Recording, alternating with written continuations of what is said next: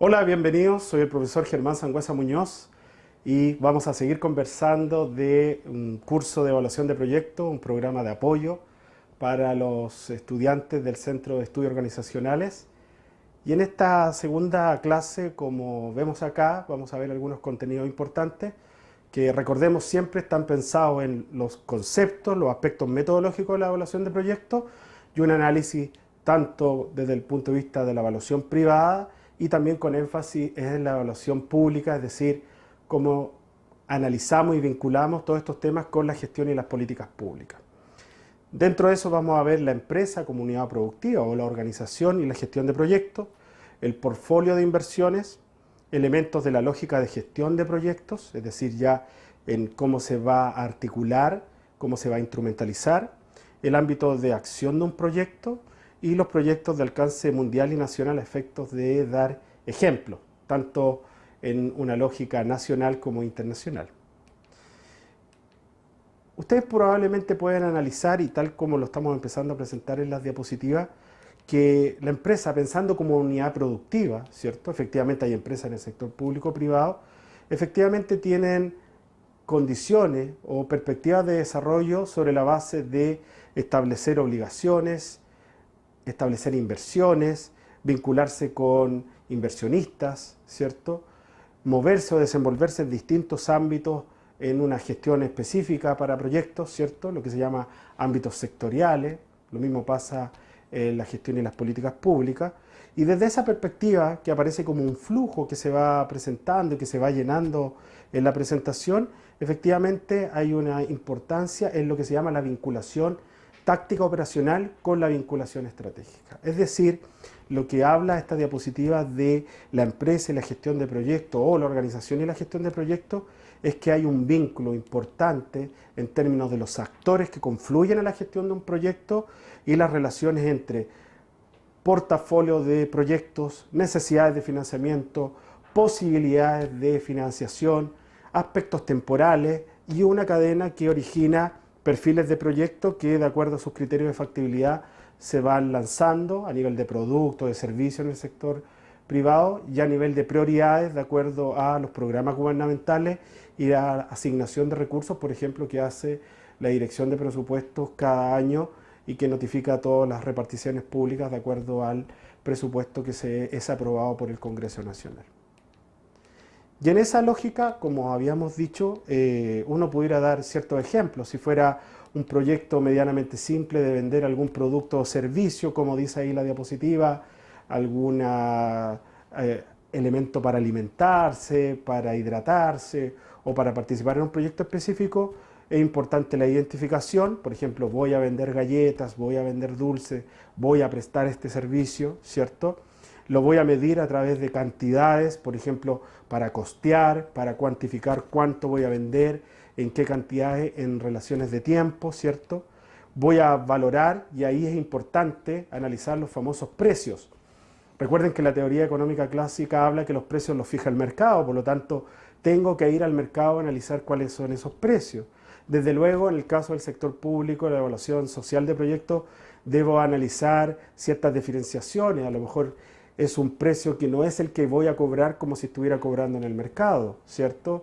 O voy a través de subsidios generar una identificación en donde un precio puede ser más asequible para una población objetivo. Pensemos en programas de superación de la pobreza, de fomento productivo o en áreas en donde específicamente el precio puede generar una lógica de exclusión, ¿cierto? Y ahí, como aparece para nuestro ejemplo, reducción de las devoluciones de productos si es que un producto tangible es devuelto, ¿cierto? Etcétera, etcétera. Ahora, ¿por qué es importante en este punto el portfolio de inversiones? Porque independiente de la naturaleza del proyecto o el sector donde se aplique, efectivamente piensen en una carpeta, en términos metafóricos de ejemplificación, y cada una de esas carpetas tiene un perfil de proyecto, tiene recursos asignados o presupuesto que necesita, ¿cierto?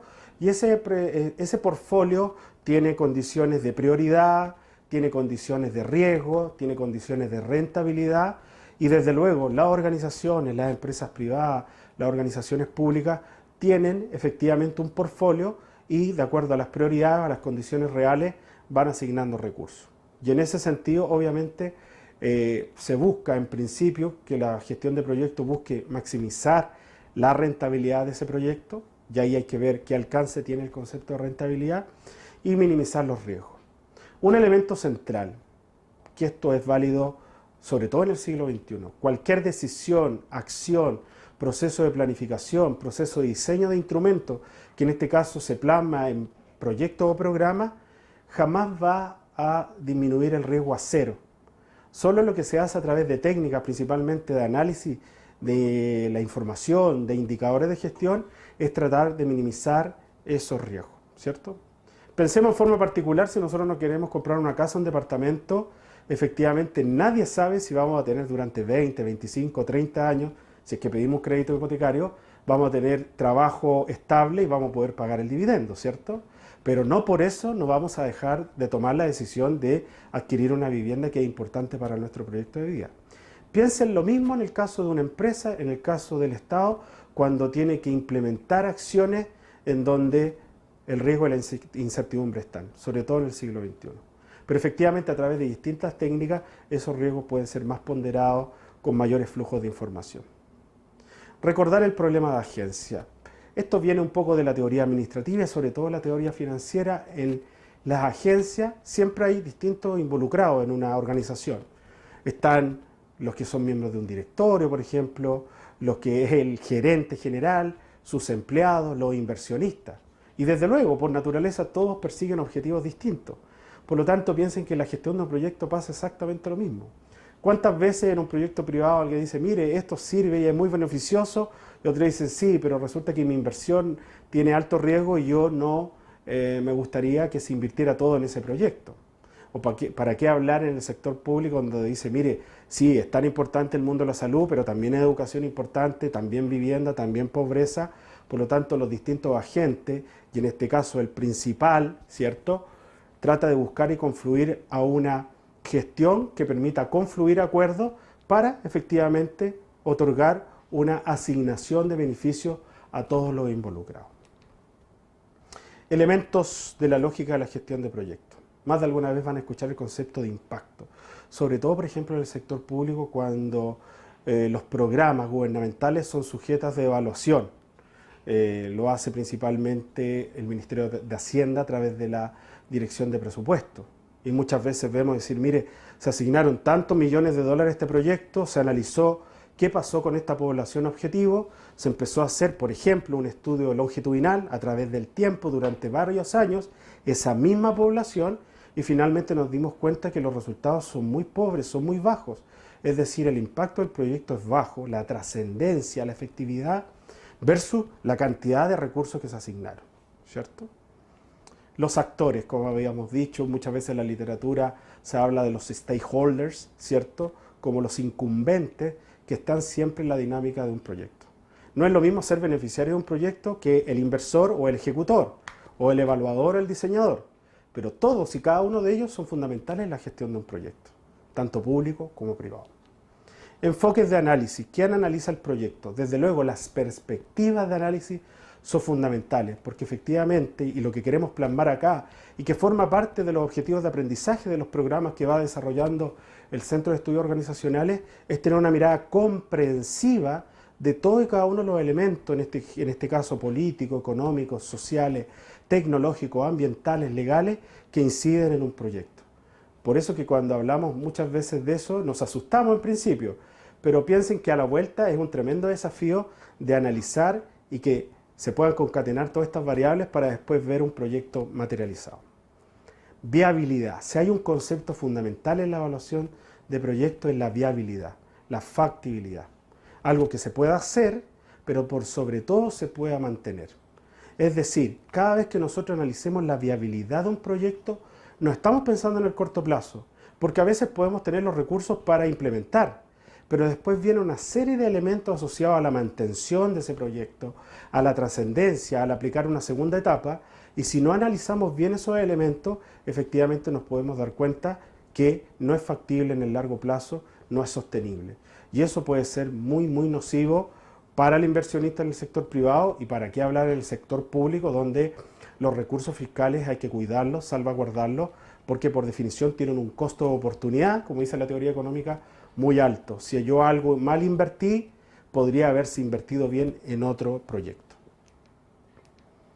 Los ámbitos de acción de un proyecto. Efectivamente hay alcances, si se pudiera hablar de ámbitos de acción de alcance, que van desde lo organizacional, ¿cierto?, dónde se ejecuta, quiénes son los agentes involucrados a nivel organizacional, espacial, un área de georreferenciación territorial. Por ejemplo, en los programas regionales, municipales, es muy importante la georreferenciación de un proyecto, es decir, en qué lugar, en qué localización efectivamente ese proyecto puede vincularse. Eso es fundamental, porque puede ser muy importante para el éxito o fracaso de la acción operacional de ese proyecto. Temporal, el horizonte de tiempo. En general, sobre todo en los proyectos de mayor alcance, la perspectiva a largo plazo es la más importante, la más relevante. Pero efectivamente cuando uno va diseñando, en la etapa de diseño de la gestión de proyectos, efectivamente hay elementos de corto plazo, de mediano plazo y sobre todo los impactos, la trascendencia, las mayores rentabilizaciones sociales o financieras se dan en el largo plazo. Y obviamente, lo hemos enfatizado, que efectivamente cuando se habla de gestión de proyectos se habla tanto para el sector público, para el sector privado o para organizaciones no gubernamentales, lo que muchas veces otros denominan otros sectores, economía solidaria, etc. Proyectos de alcance mundial. Aquí dimos algunos ejemplos.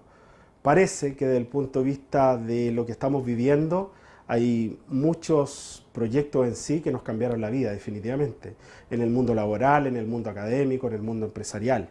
YouTube, el avance de la informática a través de los computadores, Google, para qué hablar, ¿cierto?, que nace en Estados Unidos con una intención y finalmente hoy día nos genera una clasificación de información impresionante, a lo mismo que YouTube en términos audiovisuales, la decodificación del genoma humano, ¿cierto?, el concepto de smartphone. Los que se recuerdan de la década de 80, uno tenía 6, 7, 8, 20 artefactos para distintas funciones y hoy día a través de nuestro smartphone podemos mirar el tiempo, calculadora, ver nuestra agenda, recibir llamadas, sacar fotografías, etcétera, etcétera. Y obviamente todo lo que es el sistema de los aviones, estos nuevos Boeing, estas nuevas plataformas de cómo se vuela, ¿cierto? Proyectos de alcance nacional, ahí hay algunos ejemplos, se ve efectivamente el metro, efectivamente la red de metro de Santiago, que ya cumple casi, o cumplió ya 40 años, efectivamente es un proyecto que se instala dentro de la gestión de políticas públicas que sin lugar a dudas transformó los mecanismos de la relación entre los individuos, la ciudad y sus sistemas de transporte. El Transantiago se quiso colocar acá porque efectivamente a nivel internacional incluso se analiza, se cuestiona cuáles fueron las fallas, ¿se acuerda de todos los elementos que habíamos conversado que generaron que el Transantiago tuviera hasta el día de hoy muchos cuestionamientos en su análisis, en su diseño, en su implementación y en su evaluación? Y abajo hay dos estadios, el Estadio Bicentenario de la Florida y el Ester Roa de Concepción, que habla de una política pública que se utilizó en gobierno de la presidenta Bachelet y del presidente Piñera, ¿cierto?, que permitió mejorar la infraestructura deportiva en Chile y que no solo ha sido beneficioso para el fútbol, sino efectivamente para las regiones y para el desarrollo del deporte. Otros proyectos también, el Puente del Caucao, tremendamente cuestionado respecto a cómo llega a fallar una ingeniería del diseño, con personas capacitadas, con miles de millones asignados, ¿cierto? También está el cuestionamiento, el análisis de los sistemas de concesiones. Los hospitales públicos, que también a lo mismo en términos de infraestructura que había pasado con los estadios, efectivamente generó un impacto tremendo en el mejoramiento de la calidad de la gestión de salud. Ahí aparece otra imagen asociada a hoteles de lujo que hay en nuestro país, principalmente en la zona austral, y que hablan efectivamente, como habíamos dicho, de oportunidades de negocio, donde muchas personas de otros países vienen a este lugar, Chile y sobre todo a la zona austral, y se puede generar una alta rentabilización con efectos directos e indirectos para toda esa comunidad. Aparece en otro ejemplo el Movistar Arena como un proyecto privado, una concesión nuevamente, el túnel San Cristóbal, el Costanera Center. Ahí hay una imagen de un proyecto que se perdió, que era un proyecto que se llamaba Mundo Mágico, en donde uno podía recorrer a escala el país y se perdió. ¿Qué pasó ahí? Parte del análisis que se hace también en la gestión de proyectos. ¿Por qué no tuvo factibilidad de largo plazo, permanencia? Es decir, en esta clase nos hemos dado cuenta que vamos incorporando una serie de elementos que son fundamentales y que van más allá de entender que el proyecto es una idea, se analiza y se implementa. Es mucho más complejo que eso y desde luego en las próximas clases vamos a incorporar otros elementos analíticos importantes en estas cápsulas que estamos entregando a disposición de toda la comunidad académica.